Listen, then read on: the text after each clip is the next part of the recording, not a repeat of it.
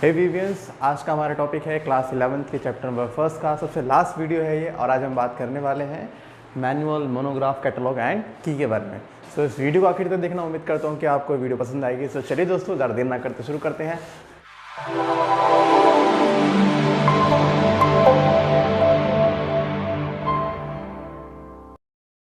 Hello दोस्तों, मैं हूँ विनय और आप देख रहे हैं मेरा यूट्यूब चैनल विनय बायोलॉजी। सो गाइस, हमने लास्ट वीडियो में जाना था कि botanical garden, zoological garden, taxonomical aids क्या होते हैं। आज वही वीडियो हम कंटिन्यू करें और ये आखिरी वीडियो इस चैप्टर का जिसमें कोई और वीडियो नहीं है। तो यहाँ पर कुछ टर्म्स जो है वो रह गई थी, आज बात करते हैं इनकी। जैसे पहला है मैनुअल। मैनुअल मीन्स क्या होता है, किसी भी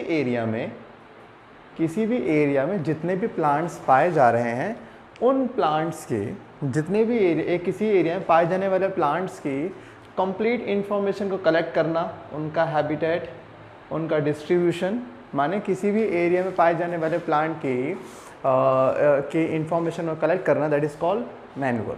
ठीक है। सो मैनुअल मीन्स क्या, किसी भी गिवन एरिया के अंदर प्लांट की इंफॉर्मेशन को कलेक्ट करना, that is known as manual. जबकि मोनोग्राफ में क्या होता है, मोनोग्राफ में हम किसी एक एरिया में किसी एक प्लांट की या किसी एक स्पीशीज़ की एक सिंगल टैक्सॉन की स्टडी करते हैं।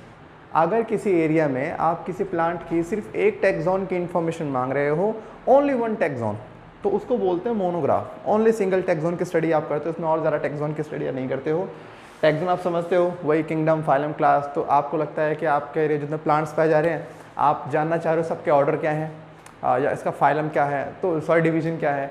तो अगर आप सिर्फ एक ही टैक्सॉन की स्टडी कर रहे हैं, एक ही टैक्सॉन की इन्फॉर्मेशन को गैदर कर रहे हैं किसी एरिया से, that is called your monograph. जबकि कैटलॉग में क्या होता है, कैटलॉग के अंदर हम स्पीशीज़ को, अब इस एरिया में जितनी स्पीशीज़ पाई जा रही हैं, इस स्पीशीज़ को अल्फ़ाबेटिकल ऑर्डर में अरेंज करना।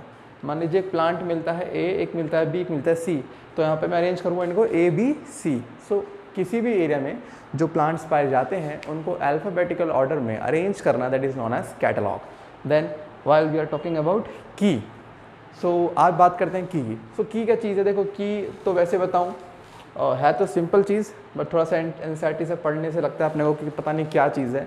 की बेसिकली एक ऐसी डिवाइस है, मतलब कोई गैजेट नहीं है, एक ऐसा तरीका है जिससे आप किसी भी लिविंग बीइंग को ईजिली क्लासीफाई कर सकते हो। मैं यहाँ पे कुछ अच्छा एग्जांपल देता हूँ, उम्मीद करता हूँ आपको एग्जांपल थोड़ा समझ में आ जाएगा। एग्जांपल से की क्या चीज़ होती है। देखिए, जैसे मान लीजिए लेट्स सपोज मैं काम करता हूँ bat, parrot, crow, bat, parrot, crow, man,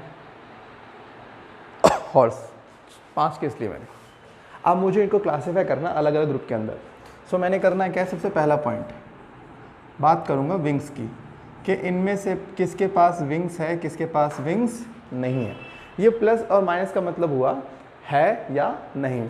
and wings ये क्या हो गए, दिस इज द की, ये की हो गया। क्या हो गया, विंग एक की हो गया। अब इस की से मैं जान रहा हूँ कि कौन कौन से फीचर किसके पास हैं, प्लस और माइनस। अब प्लस का मतलब हुआ कितनों के पास विंग्स हैं, इसमें से एक बैट के पार्ट है, पैरट के पास है और क्रो के पास है, जबकि मैन और हॉर्स के पास कोई भी विंग्स नहीं है। सो ये हुआ आपका फर्स्ट पॉइंट। देन सेकंड की बात करें, सेकंड पॉइंट, ठीक है। चाहो तो आगे कंटिन्यू कर सकते हो। कैसे कर सकते हो, यहाँ पर आ जाओ। यहाँ पर आप लेते हो पॉइंट बीक, ठीक है, इसे हटाओ, इसी में आ जाओ। बीक लेते हो तो बीक किसी के पास होगी, किसी के पास नहीं होगी। तो जिसके पास होगी वो कौन है, वो है तुम्हारा पैरट और क्रो, और जिसके पास नहीं है वो कौन होगी, वो बैट होगा। देन बात करते हैं इस पॉइंट में कि किसके पास कलर ब्लैक है, किसके पास कलर ग्रीन है। तो ब्लैक में क्रो आ जाएगा और ग्रीन में पैरट आ जाएगा। सो यहाँ पर आपने इसको अलग ग्रुप में प्लेस करा, इसको अलग ग्रुप में प्लेस करा, इसको अलग ग्रुप में प्लेस करा। यहाँ पर आ जाओ, यहाँ पर बात करते हैं कि कौन 2 पैरों से चलता है, कौन 4 पैरों से चलता है। तो आ जाएगा हॉर्स और आ जाएगा मैन। तो आपने बड़े सिस्टमेटिक तरीके से चीज़ों को जो है ना आपने क्लासीफाई कर लिया, आपने इनको सही ग्रुप में जो है वो क्लासीफाई कर लिया। कैसे कर लिया आप जान ही रहे हो कि आपने यहाँ पे करा क्या है। ये जो आपने चीज़ें ली, ये जो आपने लिया, लाइक मान लो यहाँ पे number of legs use in their motion, तो यहाँ पर ये जो चीज़ है ये क्या है, दीज आर दी की, ये की है। और हर की के अंदर आपको दो कंट्रास्टिंग कैरेक्टर मिलते हैं, हर की के दो कंट्रास्टिंग कैरेक्टर मिलते हैं। इन दो कंट्रास्टिंग कैरेक्टर को हम लोग बोलते हैं these are called as couplet. इन्हें क्या बोलते हैं, इन्हें हम कपलेट बोलते हैं। और आइए ज़रा मैं आपको एक और एग्जांपल समझाने की कोशिश करता हूँ, मतलब इसके अलावा भी एक तरीका बताता हूँ। ये तो चीज़ें चलो हो गई कि आपके पास लिविंग ऑर्गेनिज्म था, आपको क्लासीफाई कैसे करें, लेकिन अगर आपको आइडेंटिफाई करना हो कि ये ऑर्गेनिज्म कौन सा है तो कैसे करेंगे। तो पहले आई थिंक आपको आ गया होगा। सेकंड केस आपको मैं दिखाता हूँ कि एग्जांपल लेके। सेकंड एग्जांपल आप ये मान लीजिए, कोई मान लीजिए अननोन ऑर्गेनिज्म है, आपने कोई डिस्कवर कर रहा है, कोई अननोन एनिमल है, तो आपको मालूम करना है कि ये अननोन एनिमल है कौन।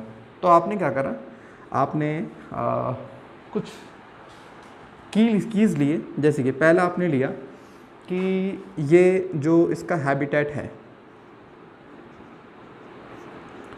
वो हैबिटेट मतलब टेरेस्ट्रियल है या नहीं, माने सॉइल पे रहता है या नहीं। और मान लो आपको मालूम पड़ा कि जी हाँ ये सॉइल पे रहता है, माने प्लस आ गया इस अननोन ऑर्गेनिज्म के लिए, प्लस आ गया टेरेस्ट्रियल का पॉइंट। अच्छा, सेकंड पॉइंट लेके चलते हैं, बॉडी पे स्केल्स है या नहीं। जैसे ना मछली की बॉडी पे तो स्केल होते हैं, ऐसे लाइनें जो होती हैं इस तरह से, इसे बोलते हैं स्केल्स। तो है या नहीं, तो हमने देखा कि हाँ जी यहाँ पर स्केल्स इसके पास पाए जा रहे हैं। देन हमने बात करी इसके पास लिम्स हैं, लिम्स मीन्स हाथ पैर है या नहीं। सो दो ऑप्शन प्लस और माइनस, हमने कहा इसके पास नहीं है। ठीक है, अभी सब देखो कि हमें सब बता रहा है। उसके बाद हम फोर्थ पॉइंट पे आते हैं कि इसका मोशन होता कैसे है, ये क्रॉलिंग करता है, हमें रेंगता है या नहीं, माने प्लस या माइनस। हमने कहा जी बिल्कुल रेंग कर चलता है ये।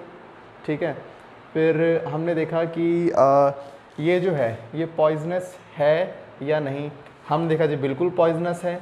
तो हमने ऐसे इसके बहुत सारे की लिखे और हर की से हमने, आप जानते हो हर की के दो कंट्रास्टिंग कैरेक्टर होते हैं, इनको हम बोलते हैं कपलेट। हम हर कपलेट में से एक को सेलेक्ट कर रहे हैं, एक को नेगलेक्ट कर रहे हैं, एक को सेलेक्ट कर रहे हैं। ऐसा करते करते मैंने ये जाना कि ये जो अननोन ऑर्गेनिज्म है इसके मैं, अच्छा अब मैं इस अननोन ऑर्गेनिज्म के फीचर लिख सकता हूँ। कैसे फीचर, पहला फीचर ये टेरेस्ट्रियल है, इससे लिखा मैंने।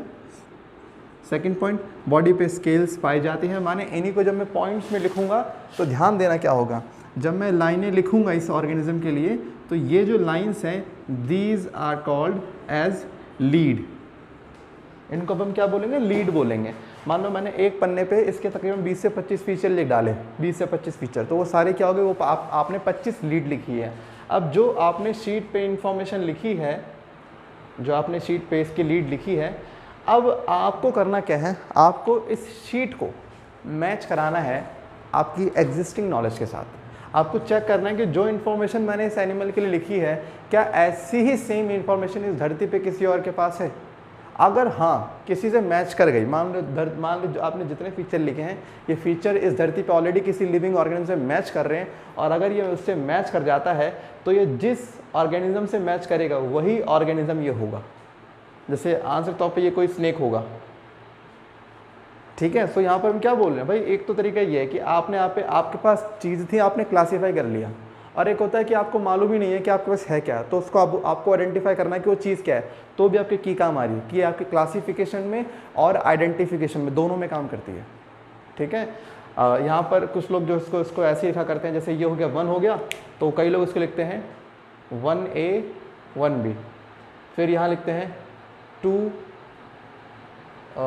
2A 2B, इसको लिखते हैं 3A 3B। ये चीज़ मतलब आज ऐसा कि कंटिन्यू करते हैं। ठीक है, मैं ज़्यादा डिटेल में आपको बताऊंगा नहीं की वगैरह। ठीक है, क्योंकि हमारा मोटिव आपको BSc कराना नहीं है, आपको सिर्फ अपना 11th तक रखना है, इसलिए आपको बेसिक से बता के मैं आपको छोड़ रहा हूँ यहाँ पर।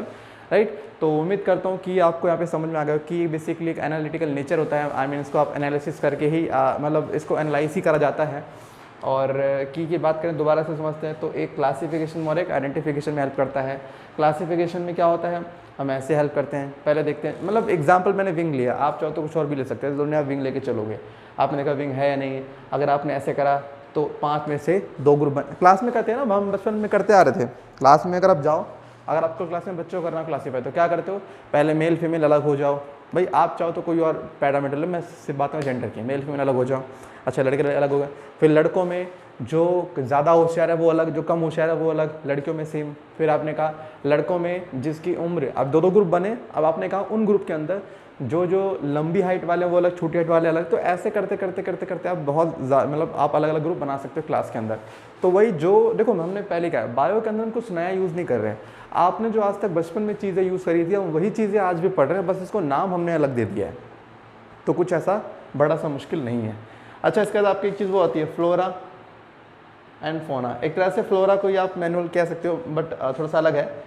फ्लोरा और फोना में क्या होता है, फ्लोरा मीन्स किसी भी एरिया में पाए जाने वाले प्लांट की कंप्लीट इन्फॉर्मेशन को अपन बोलते हैं फ्लोरा, मतलब सारे तरह के डिफरेंट टाइप्स के प्लांट जो किसी एरिया में मिलेंगे, that is called flora. And fauna means किसी भी एरिया में पाए जाने वाले एनिमल्स की इन्फॉर्मेशन को हम बोलते हैं फोना। सो ये कुछ बेसिकली टर्म्स थी जो आपके एनसीईआरटी में रह नहीं गई थी, हालांकि मैंने कराई थी लास्ट में क्योंकि वीडियो काफ़ी ज़्यादा लेंदी जा रही थी। सो उम्मीद करता हूँ गाइस कि आपको आज का वीडियो पसंद आया होगा। पसंद आया तो लाइक और शेयर करके ज़रूर जाएं, और जिसने हमारा इंस्टाग्राम एफबी पेज लाइक नहीं करा, जाइए लाइक करिए। सो गाइस फिर मिलते हैं नेक्स्ट वीडियो में नए टॉपिक के साथ। तब तक के लिए सतर्क रहें, सावधान रहें, देखते रहें विनय बालाजी। टाटा बाय बाय, शब्बा खैर।